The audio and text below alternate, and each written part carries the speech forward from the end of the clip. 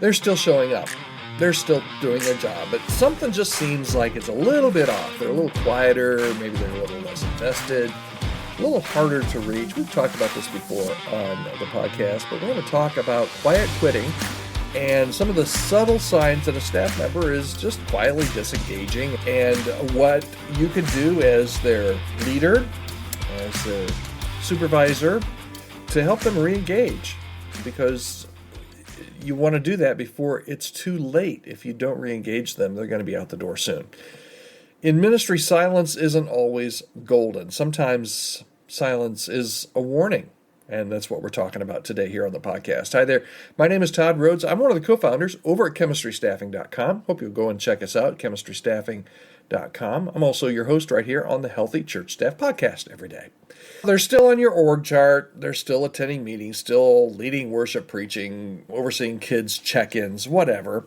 But inside, man, they're already halfway out the door. And today we're going to talk about the quiet disengagement. We call it quiet quitting that could be happening on your staff, and how to spot it before it turns into a see you later, alligator, goodbye.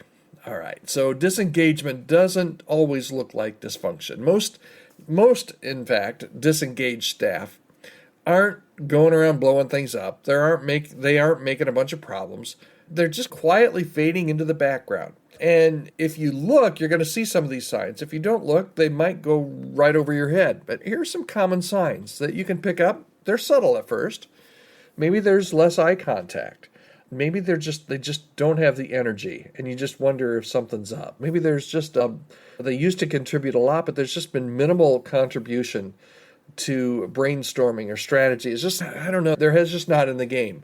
Maybe it just seems like there's less ownership, and that could be over wins or losses. Maybe they're disconnected from the why. And a lot of times it's not laziness. It's honestly just a loss of hope or clarity, or maybe a loss of connection. And it happens over time. So what causes this quiet disengagement? It could be all kinds of things. They might feel disaligned with the mission. And even if they don't say that out loud, maybe they're not even sure what's going on, but they feel that something's different. Maybe they've burned out, but they're afraid to name it. Maybe they feel like they're just unseen or underutilized. Maybe they're just exhausted from staff conflict or past wounds. Maybe they've outgrown their current role, but nobody's really noticed. But regardless of what you're starting to see or how they're feeling, here's the scary part. These are usually your most emotionally intelligent staff, okay? They're usually your most emotionally intelligent staff, and they won't throw tantrums. They won't make a problem. They won't make a scene.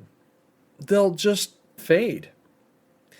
And as their leader, what you need to do is figure out how to re-engage those people who are, like I said, chances are your most emotionally intelligent staff. How do you re-engage those people before it's too late? Because if you don't, something's going to happen, and it's going to lead to a departure from your staff very soon, probably from a staff member that you don't want to have leave. So how do you re-engage before it's too late, before they decide that, hey, this just isn't the place where I need to be? Here are some suggestions. Of course, regular one-on-ones that go a little bit deeper, go beyond the, hey, tell me what you're working on. Ask some really deep questions, some really heart-level questions. How's your soul? How do you feel most active? What are you most discouraged about? How can we help? And then actually, once you ask the question, actually listen to the answers. Don't try to solve or fix or spin. You just need to listen and give them some kind of a pathway for growth. Even if they stay in that same role, you need to reconnect them to the church's mission and to their own spiritual purpose. You don't have to save everybody, but you can show them that they matter. And you need to show them that they matter when you start to see that they're disengaged. You need to do it all the time, but particularly you need to really kind of lean in when you notice that someone is starting to disengage. Here's my final thought for today. Most staff don't leave suddenly. They leave slowly. First, they leave in their heart, and then they leave in their calendar, and then comes the actual resignation. Don't wait until the resignation letter shows up. Pay attention to the silence.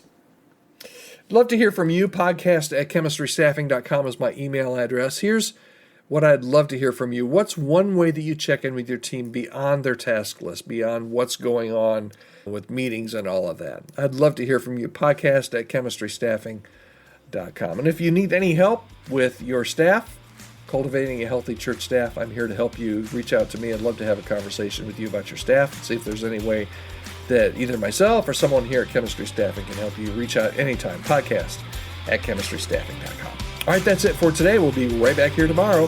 Hope you'll join me for the Healthy Church Staff Podcast.